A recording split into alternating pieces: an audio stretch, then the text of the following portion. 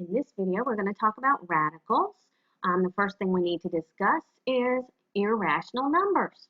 Okay, sometimes when you have a radical or a number like pi, those are called irrational numbers. When you do the decimal representation, you find out that they don't terminate, which means they don't end, and they don't repeat.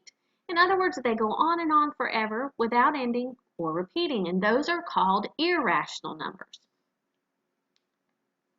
So let's talk about simplifying radicals. We have square root of 75. Now when you simplify it, you're breaking it down. You're taking out the perfect squares. So in this textbook, they teach you to think perfect squares. 75. Are there any perfect squares in it? Yes, that is 25 times 3. Square root of 25 is 5. Then you end up with 5 square root of 3. Now there's another way to do this. We can do what we call factor trees. So I can come over here and get all the prime factors of 75. 2 doesn't go into it. 3 does go into it. Let's do that. 3 times 25. Now 3 is prime, so I can bring it down. 25 is not. 25 is 5 times 5. And when I get to the bottom here, all of those numbers are prime. So since it is square root, remember there's a 2 there you don't see, I look for pairs. If this were cube root, I would look for 3 at a time. But I look for pairs since it's square root, and I have a pair of 5s, I can take that out. And then I'm left with square root of 3. It did not have a partner, so it stays under the radical. Let's do the same thing with 500. So with the 500, they expect you to remember, hey, 100 is a perfect square. 100 times 5, square root of 100 is 10, so it'd be 10 square root of 5. If you didn't know that, then do a factor tree for 500.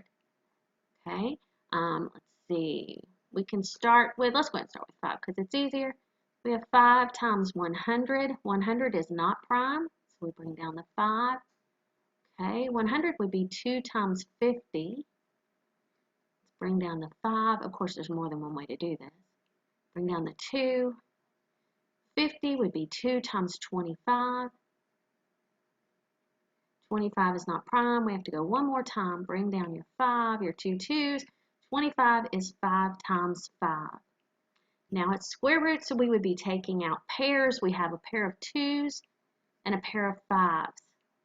So 2 times 5 gives me 10, and then this 5 stayed underneath because it didn't have a partner. That's just another way you can reduce those. The last thing they give you is square root of 17. Now square root of 17 cannot be reduced. There are not any perfect squares in there, so you leave it. When we talk about multiplying square roots, if they are both under the radical, you multiply the numbers. Square root of 2 times square root of 5 is square root of 10. That won't reduce. Square root of 7 times square root of 7 is square root of 49, which is 7. So square root of 49 is 7. You do have to reduce that, okay? And this one ends up being a rational number instead of irrational, okay? It doesn't go on forever. Part C, 6 times 12 is 72. Okay, and square root of 72 is 36 times 2, and square root of 36 is 6. So you end up with 6 square root of 2. You can do a factor tree for that as well and take out the pairs. When dividing, if they are both under the radical, you divide them, then reduce. 75 divided by 3 is 25, then square root of 25 is 5.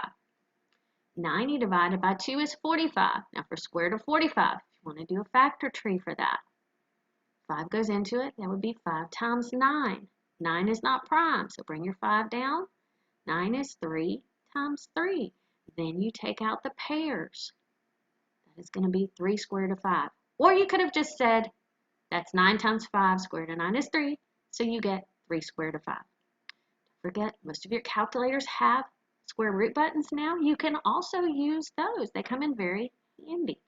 Let's lastly look at adding and subtracting. To do that, you must have the same radical. You can only add square root of 2 with square root of 2, square root of 5 with square root of 5. And on the last one, they're all square root of 7.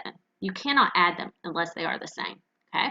So here, this is like having 7x plus 5x is 12x, except we have 7 square root of 2 plus 5 square root of 2 is 12 square root of 2. On part B, 2 square root of 5 minus 6 square root of 5 is a negative 4 square root of 5. On the last one, they're all square root of 7, so 3 plus 9 Gives us 12 square root of 7 minus, there's a 1 here you don't see.